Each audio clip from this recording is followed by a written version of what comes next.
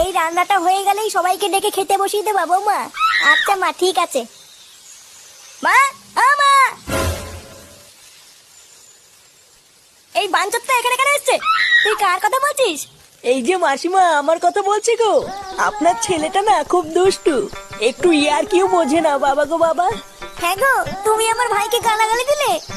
বাড়াটা গালাগালি দেবো না তো কি দেবো? ও বলছো তার বাল, বাড়া আমাকে ঘরে একা পেয়ে আমার প্যান্টের ভিতরে হাত ঢুকে দিয়েছে।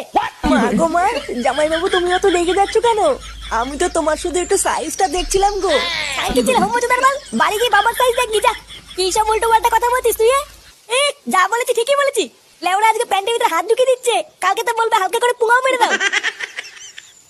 এই কি হয়েছে রে? এত চেঁচামেচি কিসের?